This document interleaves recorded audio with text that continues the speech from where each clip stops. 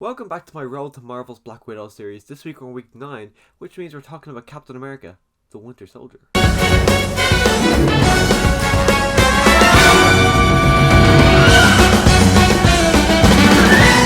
this was the first MCU movie I got to see on the big screen, so it was kind of cool to go back and watch this again just because I've got the memory of seeing on the big screen. I actually even remember going to see it on the big screen. It was pretty cool. The fact that this was my first MCU movie, so I kind of have a little bit more of, I kind of love this movie just a little bit more just because of that reason. Like, I love the movie, but the fact that I've seen it was my first MCU movie on the big screen, I like it just that little bit more just because of having that knowledge. But anyways, let's start talking about the cast, which we've done every single week at this point. First up, we got Robert Redford, who of course plays Alexander Pierce. I'm botching all the names. He played our main villain. I think he plays him phenomenally, really well. He's up against Samuel Jackson, plays against him really well. He's up against Captain America, not much. Like, for the main villain, he's not up against Captain America an awful amount, but he's a really good guy. He's a good guy to be a bad guy, because as soon as he came on, I was like, I don't trust this guy. There's something about him that just doesn't seem trustworthy. And as it's being revealed throughout the movie, I just think it works really well, his character, and I was really glad to see him actually returning in Endgame. As soon as he came up, I was like, holy shit, he's back, and I was shocked to see him. And I just think he, as the main villain in this movie, is really good. Also, another villain in this movie, we got Frank Grillo. Of course, he's also in the Purge movies. I like him. I think he's better in the Purge movies because I think they give him more to do. But in this movie, he's slightly forgettable. He's just never the first thing you think about. You think of Winter Soldier, of course. You think of the Winter Soldier. You think of Captain America. You think of Shield coming down. You think all that. Frank Grillo's Crossbones is never in my top 10 of things to think about when I think about this movie. But he is good in the movie for what he is. You do also have Emily Van Camp, who of course plays Agent 13, and I think the weird thing about her is they tried to bring her in as love interest, but I feel like in the back of their minds they always knew what was going to happen to Captain America and the fact that he would go back to Peggy Carter. So I think they always didn't want to set up too much just because of that, and because they're niece and nephew, or niece and auntie, so they didn't really want to set up too much. So her character never really done anything. So that's why I'm kind of looking forward to seeing what happens in Falcon and Winter Soldier, just to see what her character could be, just to see what her character is and who she is, because we haven't really seen much of her. So I'm looking forward to seeing actually more of her.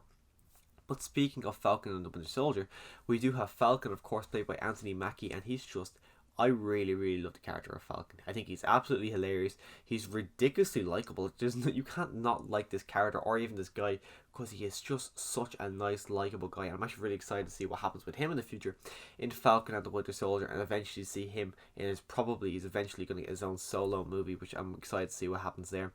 But all just the back and forth between him, Captain America, I think the back and forth between him and Cap is a lot better than the back and forth between Cap and Bucky in the first movie. These two, they just feel much more organic. It feels more like it's not forced at all. It just works really well. Like the opening scene alone, when Captain America keeps saying "on your left," all that works really well at building a relationship. Even though they're not saying much together, you could feel that there's going to be a good, strong relationship there just because of "on your left." On your left. And one of the best things about this movie is the action. This is probably the best action within the MCU in general, and that goes down to the Russo brothers and just the direction. And the Russo brothers, I think, are phenomenal directors. Of course, they were taken from Community, so they put a Community actor in all of their MCU movies as a little Easter egg. For this one, they have Abed, and I loved seeing that Easter egg. But of course, Kevin Feige watched a couple of episodes of Community, and then he came across the paintball episode, and he was looking at the kind of, because what they did in that episode, like for a single episode and make it a full-on action movie, he was like, yeah, you know what, I need them to direct the next Captain America movie, because the action in that episode and then taking it onto this movie. You've got some phenomenal action sequences. Like, of course, the most iconic one that everyone always talks about is the elevator fight scene, which I just think is great. And also, they recreated that in Community Season 6 with the Dean. But the episode, like, you do have the fight scene in the elevator. Of course, then that continues on, and he ends up taking in a plane with his own bare hands and his shield. Like, that's just balls to the wall crazy. And then you also get the opening one on the boat, and he's like fighting the guy. He puts a shield behind him and starts fighting him. And then the Winter Soldier on the when Captain America and the Winter Soldier are fighting on the highway. All that phenomenal action sequence. Even Nick Fury gets a pretty great action sequence with the cops when they're all shooting at the car, and all of a sudden he brings up this little machine gun and starts shooting around the whole place. phenomenal. I can't even say it enough. The action sequences in this movie are by far my favourite action sequences in the entirety of the MCU. And then going into this movie, Marvel did have a problem going, okay, Captain America was not anyone's favourite Avenger, and of course, because there's such a massive time jump from the 40s to 2012 or 2014, they're thinking, we need him to have a new supporting cast. Who can they give? And adding Black Widow into the mix was just a great idea. Him or her and Captain America's relationship, they just have such a great, especially in this movie alone, and then continuing on in the future movies, their relationship just works really, really well. Of course, they also brought in Sam Jackson, they also brought in Kobe Smulders as Maria Hill and Nick Fury in there, so not a main point, but of course you do Black Widow, as I said, and then Sam Wilson as Falcon. All of these are just great supporting characters, and I think all these supporting characters are much better than they were in the first Captain America movie. Even though you had Tommy Lee Jones, even though you had Haley Atwell, I prefer the supporting cast in this movie than I did in the first movie. And then of course Nick Fury, and I'd happily say this is the best Nick Fury has ever been. He's got incredible fight scenes, like the first one when he's fighting all those cops and the gun pops up, all great, and he pulls out his little lightsaber to cut a hole in the ground just to get away from the Winter Soldier, all great. And then when he actually gets his fake out dead, which I remember the first time I seen it, I was like, yeah, no way, there's no way he's dead, no way they killed him, so he's not going to die in a Captain America movie. If they're going to kill him off, it's going to be in an Avengers movie, so I was happy to know that he actually didn't die there. But the way his fake out dead worked, I think it worked really well. Then the big reveal at the end that we know he's dead, but then Alexander Pierce doesn't, and the plane lands. He goes, if you want to be ahead of me, you got to keep both eyes open, and he lifts up his eye patch and we see his damaged eye. All that works really great, and just to see more of Nick Fury, because we've seen him in Captain America, the first Avenger, at the very end. We've seen him in Iron Man 2. We've seen him at the end of Iron Man. We've seen him in the Avengers. But this movie, I think, is by far his best performance, and this is the movie that, besides Captain Marvel, we get the most information about him, and we get to spend the most time with him and learn who this guy actually is. And we haven't actually really spoke about the second leading title character, the Winter Soldier. I remember the first time the first time I seen it and it was revealed, I was like, holy shit, that's Bucky, and I lost my shit. But one of the great things about the Winter Soldier, and it's not even something about his character, it's just something about the movie in general, is the Winter Soldier's theme song for actually the character of the Winter Soldier. It's just so intimidating, and it's so intense, and it's such a great score. I can't even describe it at the moment, but the score, every time I heard it came on the movie, I was like, holy shit, that is just such a great score.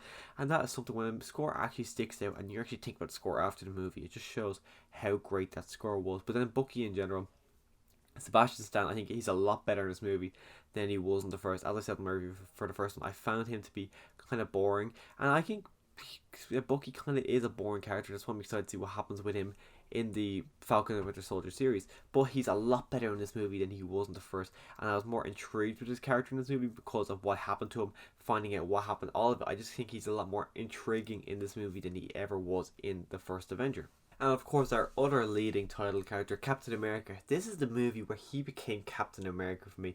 This is the movie, when I think of Captain America, I think of Captain America, the Winter Soldier, because he's got so many iconic scenes. And of course, I love and I adore his freedom speech he gives over the radio at the end of the movie. The price of freedom is high.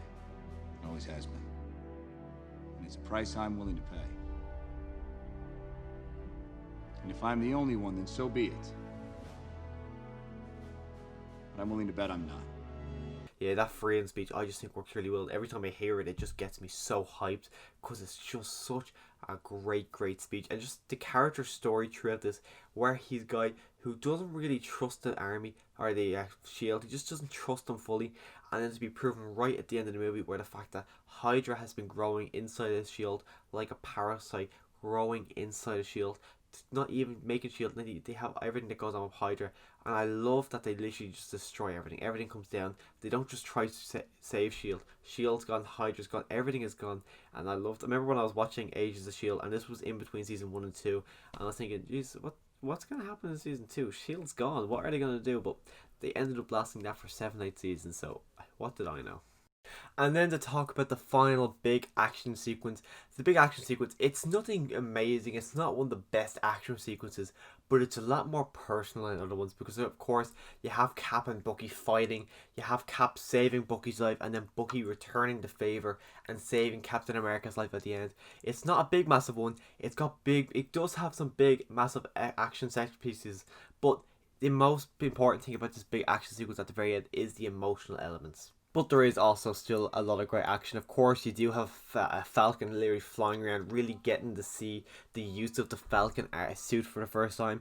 You get to see them jumping between helicarriers. You get to see a lot of fist on fist, hand on hand, all this great action sequence. You get to see Bucky like destroying guys, shooting people in the head, all that. Really dark for kind of a comic book movie to follow all this stuff. Also, Black Widow has a good bit to do, so there is a lot of action in this final action. But honestly, the best part about this, as I said, is the emotional elements, which is just by far the most interesting and probably the most kind of, it stands out the most in this final act because of how emotional the final action sequence actually is. And negatives I have, if I had to give a negative for this movie, I'd probably say Arnim Zola feels very out of place, but even in fairness, the Russo brothers even said that felt out of place, and they didn't really want to have him there, but they didn't know how to get all the explanation and everything, didn't know how to get everything passed through without having him there, so they felt really forced in putting him in there. But besides that, I think this is a brilliant, fantastic comic movie. It is by far one of the best comic book movies, and it is one of the best MCU movies. And in my ranking, I was actually really contemplating putting it. Do I like this one more? Do I like Iron Man 3 more? But I went with Captain America the Winter Soldier as the best MCU movie. At the point I am at now, it's probably going to change. We still got Infinity War, we still got Endgame, we still got Civil War, Thor Ragnarok. All these movies are still to come. But at the moment, this is my favourite MCU movie. But let me know your favourite MCU movie at the current point I am in the comment section down below. Click that subscribe button so you can come back next week and hear my thoughts on Guardians of the Galaxy, which I'm really excited to rewatch. So if you want to hear my thoughts on that next week, click that subscribe button. And as always, thanks for watching.